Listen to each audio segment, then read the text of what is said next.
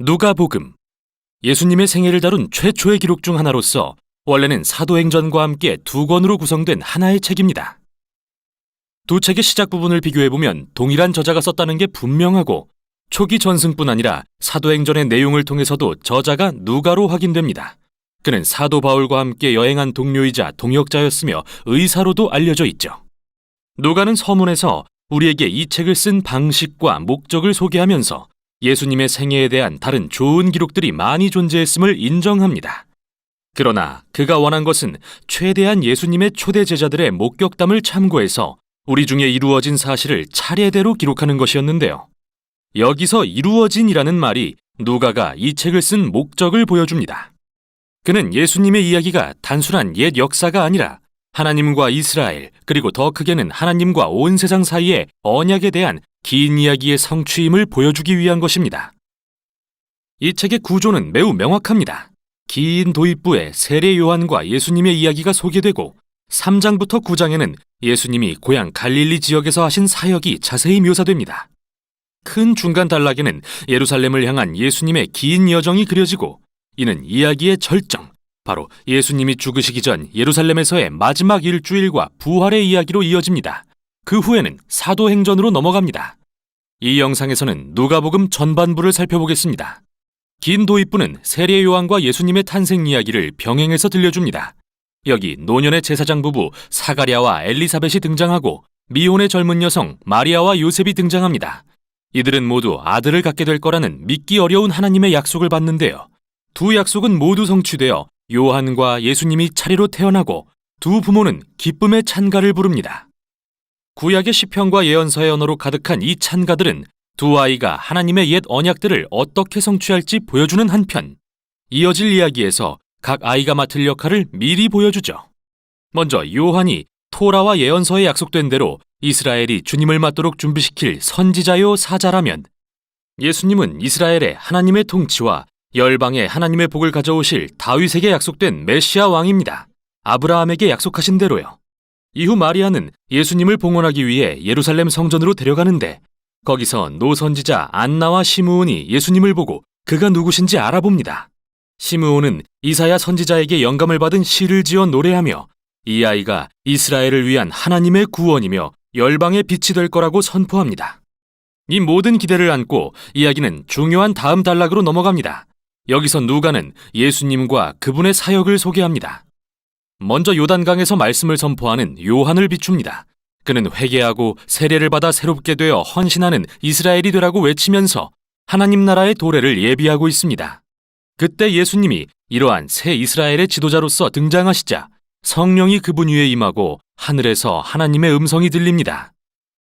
너는 내 사랑하는 아들이다. 그러고 나서 누가는 예수님의 족보를 기록하는데 이는 다윗까지 이르고 아브라함을 넘어 창세기의 아담까지 거슬러 올라갑니다. 누가는 이렇게 주장합니다. 예수님은 하나님의 복을 가져오시는 이스라엘의 메시아 왕이십니다. 그리고 그분은 아브라함의 자손 이스라엘만이 아니라 아담의 자손 곧 온 인류를 위해 오셨습니다. 이어서 누가는 전략적으로 예수님이 고향 나사렛에 가시는 이야기를 배치합니다. 여기서 그분의 공생애가 시작되기 때문이죠. 회당에 가신 예수님은 일어나 이사야서를 읽으십니다. 주의 성령이 내게 임하셨으니 이는 가난한 자에게 복음을 전하고 포로된 자에게 자유를, 눈먼 자에게 다시 보게 함을 전파하며 눌린 자를 자유롭게 하려 하심이라. 여기서 예수님은 다른 복음서들과 마찬가지로 하나님 나라의 복음을 가져오시는 메시아 왕으로 묘사됩니다. 그런데 누가는 특별히 예수님의 사역의 사회적 의미를 강조합니다. 자유롭게 하다, 헬라어로 아페시스는 놓아준다는 뜻인데 레위기 25장에 기록된 고대 유대 관습인 희년을 의미합니다. 희년은 이스라엘의 모든 노예가 해방되고 사람들의 빚이 탕감되며 땅이 본래의 소유 가문으로 회복되는 해로서 해방하시는 하나님의 공의와 자비를 법적으로 재현한 것이죠. 또 예수님은 이 해방의 복음이 특히 가난한 자들을 위한 거라고 말씀하시는데요. 여기서 구약에 나오는 가난한 자 또는 히브리어로 아니라는 말은 단지 가진 돈이 적은 사람보다 훨씬 큰 범주를 의미합니다. 그들의 문화에서 사회적 지위가 낮은 장애인, 여성, 아동, 노인 등을 가리키기도 하고 사회적 소외계층인 타민족 또는 인생의 잘못된 선택으로 인해 종교적인 사람들로부터 배척당한 이들도 이에 속하죠. 예수님은 하나님 나라가 특히 이런 자들에게 기쁜 소식이라고 하십니다. 그래서 누가는 곧바로 가난한 자들을 위한 예수님의 기쁜 소식이 어떤 건지 알 수 있는 여러 이야기를 들려줍니다. 여기에는 병상에서 앓던 여인, 나병에 걸린 남성, 중풍병자가 치유된 이야기, 경제적으로 가난하진 않지만 사회적으로 소외된 세리 레위를 자신의 공동체로 맞아주신 이야기, 매춘 여성을 용서해 주신 이야기 등이 담겨 있는데요. 이로써 누가는 예수님의 나라가 어떻게 사람들의 온갖 삶의 형편에 회복과 반전을 불러왔는지 보여주고 있죠. 예수님이 더 많은 사람을 초대해 하나님 나라의 치유의 능력을 알게 하시자 큰 무리가 그분을 따릅니다. 이후 예수님은 더욱더 파격적인 일을 행하십니다. 그들 중 12명의 제자를 택해 이스라엘의 12지파에 상응하는 지도자로 삼고 새 이스라엘을 세우신 일이 그것이죠. 그런 후 예수님은 누가가 평지수훈이라 부르는 이른바 거꾸로 된 하나님 나라의 강령을 가르치십니다. 그분은 소외되고 가난한 자들에 대한 하나님의 사랑은 그의 나라가 우리의 모든 가치체계를 전복시킨다는 의미이며, 예수님이 오신 이유는 그분의 초대에 응해 새로운 대안이 될 하나님의 백성을 만들기 위해서라고 하시죠. 이들은 급진적인 관대함으로 가난한 자를 섬기며 섬김의 리더십을 실천하고 화해와 용서의 삶을 사는 사람들, 종교적 위선을 거부하는 참으로 경건한 사람들이죠.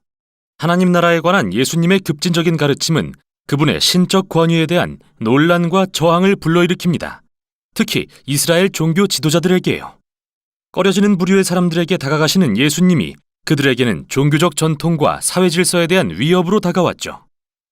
그래서 그분을 신성 모독자다, 죄인들과 어울리는 술꾼이다 비난하기 시작합니다. 이 단락은 예수님의 사명에 대한 새로운 계시에서 절정에 이르는데요. 그분은 제자들에게 자신이 메시아 왕이며 예루살렘에서 죽음으로써 이스라엘에 대한 통치를 확증하실 거라고 하십니다. 이사야 53장에 고난받는 종, 이스라엘의 죄를 위해 죽으시는 왕이 됨으로써요. 이 충격적인 계시는 다음 장면에서 계속됩니다. 예수님이 3명의 제자를 데리고 산에 올라가셨는데 갑자기 그들 앞에서 변모하십니다. 하나님의 임재의 구름이 그들을 뒤덮고 하늘에서 음성이 들립니다. 이는 나의 택한 아들이다. 이때 시내산에서 하나님의 임재를 경험했던 두 선지자 모세와 엘리야가 나타납니다.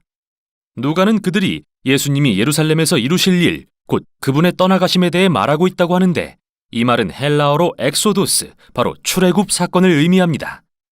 즉 누가는 여기서 예수님을 새 이스라엘을 자유로 인도하고 개인적, 영적, 사회적 죄악의 모든 압제로부터 해방하실 새로운 모세로 묘사하고 있는 것이죠. 그러고 나서 이야기는 이제 후반부로 넘어갑니다. 우선 여기까지 누가복음의 전반부였습니다.